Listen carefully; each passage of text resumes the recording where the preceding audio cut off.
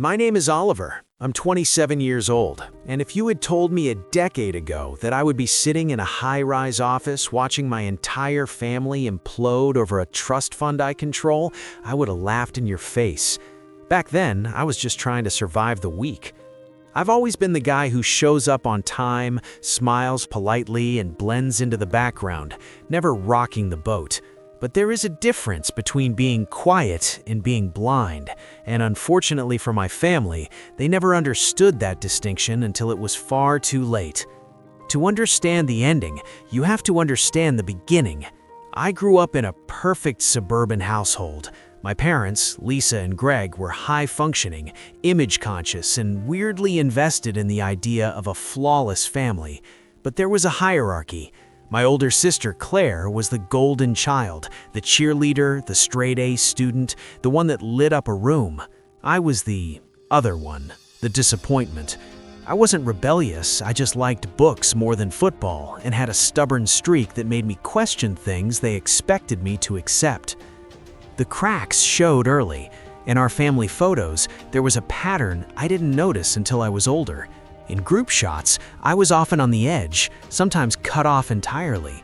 In pictures of Claire's big life events, her Sweet 16, her graduation, I was either barely visible or holding the camera.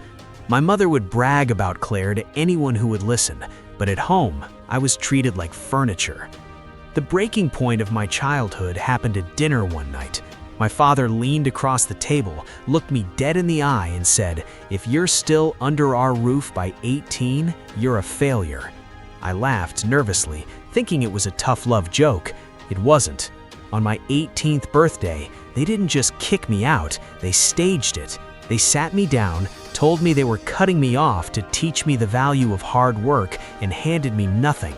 I walked out of that house with a backpack, 2 changes of clothes, and a part-time job that barely paid for groceries. For the first few months, I slept in the back seat of my car or crashed on friends' couches. I clawed my way through it. I bought a prepaid phone, saved every single receipt, and watched free tutorials on finance and coding at the library. The only person who didn't abandon me during those dark years was my grandfather, Harold. He was my dad's father, but he was nothing like his son. Where my parents saw weakness in my quiet nature, he saw potential. He used to tell me, "Oliver, that's because you think before you speak." Grandpa Harold was the only one who slipped me cash when I was starving or let me crash in his guest room when the winter got too cold. He saw the tension. He saw how I flinched when my dad's name came up. But eventually, I built a modest life for myself. I worked in systems integration, kept to myself, and saved everything I earned. I stopped waiting for my parents to call. Then, the call came, but it wasn't an apology. It was the news that Grandpa Harold had passed away. Losing him gutted me. He was the only real family I had. When the lawyer called and told me I was expected at the will reading, I assumed I'd get a watch or maybe a collection of his old books. I walked into that oak-paneled office wearing my work clothes, only to find my parents and Claire sitting there, dressed like they were heading to a gala. My mom's smile was wide, fake, and terrifying. My dad's hand rested smugly on his knee. Claire gave me a once-over like she was measuring how much I was worth. They ignored the fact that they hadn't spoken to me in years unless they needed something. My mom even leaned over and whispered, "Don't worry, Oliver, we'll make sure the estate is taken care of properly." They were already counting the money. The lawyer, Mr. Thompson, dropped the bomb. Per the wishes of the late Mr. Harold Montgomery, his entire estate, valued at approximately $3.5 million, is hereby left to his grandson, Oliver Montgomery. The room went silent. I swear, time stopped. My parents' smiles froze. Claire's jaw actually dropped. I looked at the lawyer, stunned, thinking I saw my grandfather's smirk in my mind.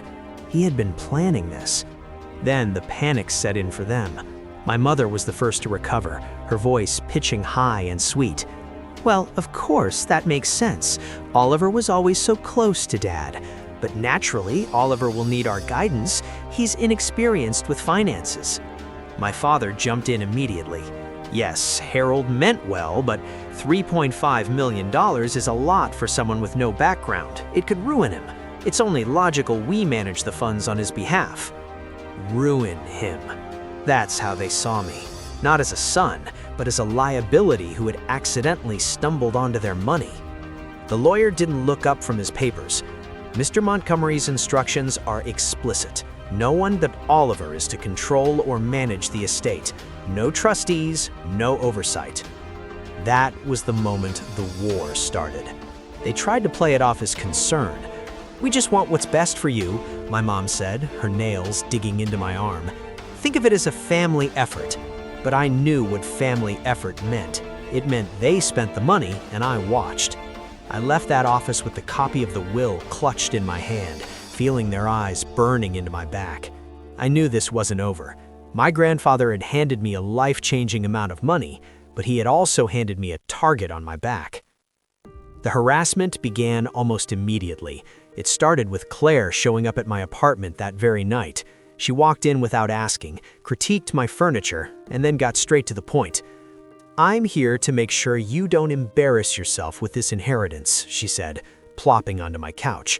She pitched a plan where Dad handled investments, Mom handled connections, and she handled style. When I told her I didn't need help, she laughed.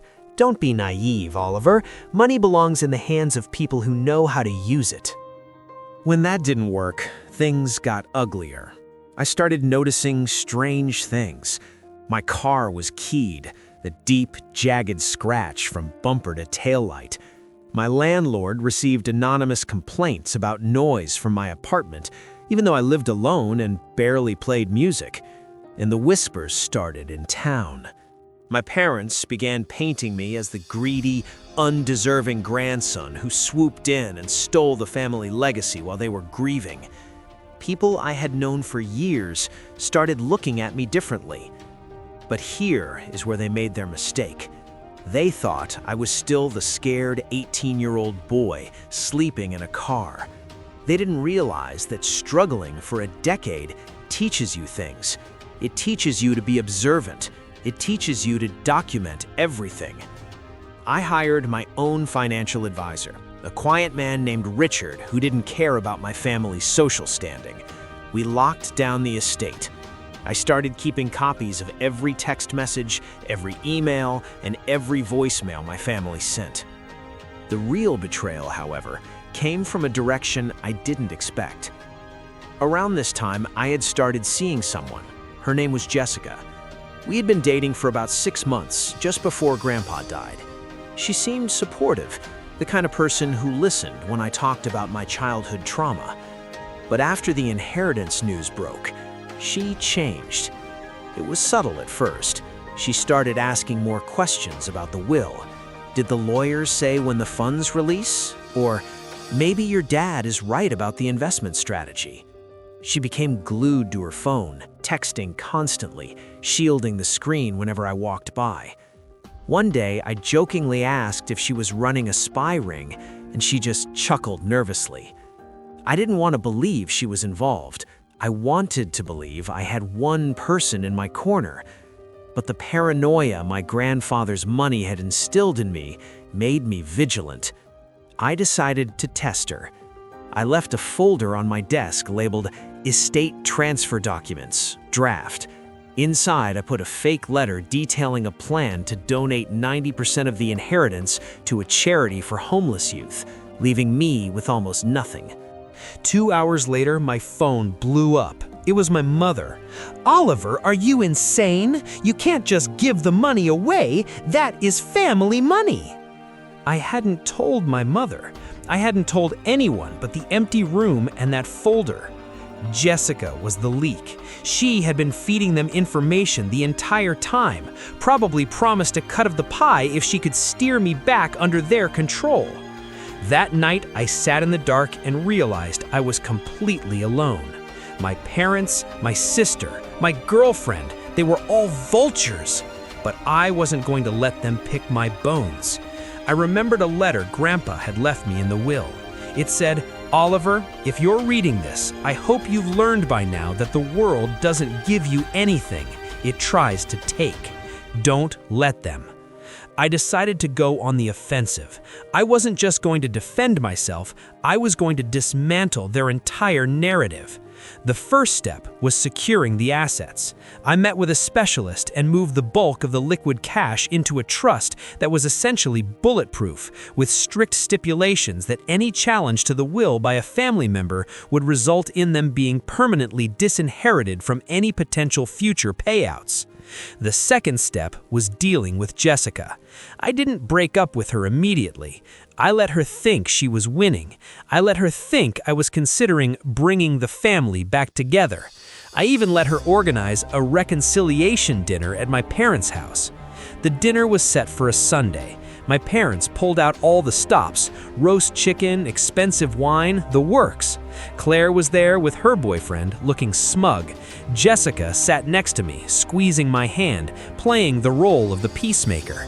My dad cleared his throat halfway through the meal. Oliver, we're all so glad you came around. We've been worried about you. This money, it's a burden. We just want to help you carry it. Here it is, Mom cut in. We've drawn up some paperwork. Just a guardianship agreement, really. Since you've been under so much stress, it allows us to handle the heavy lifting while you relax. Jessica nudged me. It sounds like a good idea, babe, just for a while. I looked around the table. The masks were slipping. They looked hungry. I brought something too, I said, reaching into my bag. I pulled out a flash drive and placed it on the table. A little presentation I've been working on. I didn't wait for permission. I walked over to the large smart TV in their living room and plugged it in. The first image that popped up was a scan of the fake document I had left for Jessica to find. I know Jessica sent you this, I said, calmly. Jessica froze. My parents exchanged a panicked look. And I know you're filing a petition with the court to have me declared incompetent, I continued, clicking to the next slide. It was a screenshot of an email from their lawyer that my own legal team had intercepted during discovery for the probate process. You're claiming I'm mentally unstable because I lived in my car when I was 18, the same year you kicked me out. Oliver, stop this, my dad growled, standing up. You're making a scene. No, I said, standing my ground. I'm finishing it. I clicked the next slide. It was a series of text messages between Jessica and my mother. He's buying it. I'll get him to sign the power of attorney by Friday. Just make sure I get the commission we discussed. Jessica gasped. Oliver, I can explain. You don't have to. It's all right there. Then came the photos. I had compiled every family photo I had been cropped out of, side by side with the originals. Me standing on the edge of the frame, half my face missing. Me holding the camera while they hugged. And finally, a candid photo I had taken of Grandpa Harold in the hospital, weeks before he died. Grandpa knew, I told them. He knew you would try this. That's why he left me the notebook. I pulled a small leather-bound notebook from my pocket. He wrote down everything. Every time you asked him for money, every time you badmouthed me behind my back, he wrote a guide on how to counter every move he predicted you would make. The room was deathly silent. My mother looked like she was gonna faint. Claire was staring at the table. Jessica was crying, but I knew it wasn't real tears. It was the realization that her payday was gone. I have already transferred the assets, I announced, dropping the final bomb. The trust is irrevocable, and per the stipulations Grandpa added, and the ones I enforced, any attempt to contest my competency or the will triggers a no contest clause. Meaning, if you proceed with that court petition, you lose the small stipend he did leave you. You get 0. My father slumped back in his chair. He knew the law. He knew he was beaten. You can keep the roast chicken, I said. I'm leaving. I walked out of that house, and for the first time in my life, I didn't feel hollow. I felt light. The fallout was spectacular. I broke up with Jessica in the driveway. I didn't yell. I just told her, "You played the wrong side. My lawyer will be in touch about the NDA you signed when we started dating." I hadn't actually made her sign one, but the look of terror on her face was worth it. My parents tried to backtrack. The next day, my phone blew up with messages. "We were just testing you. It was a misunderstanding. We love you." They realized the narrative had flipped. I wasn't the helpless failure anymore. I was the bank. But I didn't stop there. I knew that in a small town, rumors are currency. So I spent a little social capital. I told the truth. I spoke to a few old family friends, showed them the notebook, showed them the texts. The image of the perfect family crumbled overnight. My mother's friends at the country club started distancing themselves. My father, who prided himself on his reputation, suddenly found that clients were moving in a different direction. Claire's boyfriend dumped her when he realized she wasn't coming into a fortune. A few months later, I faced them in court regarding the competency petition they had foolishly filed before the dinner. My lawyer, Daniel, simply presented the evidence: the forged attempts to access my accounts, the manipulative texts in Grandpa's notebook. The judge denied their petition in less than an hour. He looked at my parents with pure disdain and said, "This court cautions the petitioners against any further attempts to undermine the explicit wishes of the deceased." As we left the courthouse, my mother tried one last Hail Mary. She looked frail, playing the victim. "Oliver, sweetheart, we only did this for you. You don't understand the pressure. We're family." I stopped and looked at her. "No," I said. "You did it for yourselves. Grandpa knew it, and now everyone else does too." I cut them off completely after that. I changed my number, moved to a new house in a different part of the city, one bought with my own earnings, keeping the inheritance growing in investments. I focused on my career, not because I needed the money anymore, but because I actually liked building things. I still keep the photo of me and Grandpa on my desk. It reminds me that I wasn't invisible to the only person who mattered. Months later, I heard through the grapevine that my parents were downsizing. They couldn't afford the big house anymore without Grandpa's bailouts. Claire had moved back in with them. They were all stuck together in a smaller, cramped reality of their own making, feeding off each other's bitterness. I, on the other hand, finally found peace. I started attending a storytelling workshop at the local library just to get some of this off my chest. The first time I told my story to a room full of strangers, I didn't feel shame. I felt free. One evening, I drove past my parents' old house, the one they had just sold. I parked across the street and looked at my childhood window. I remembered the boy who used to sit there, wondering why he wasn't good enough. I remembered the day I left with just a backpack. I rolled down the window and whispered into the night air, "Grandpa was right. I decide what I'm worth." And then I drove away, leaving them in the rearview mirror, exactly where they belonged. I didn't step out of the frame this time. I just built a new picture.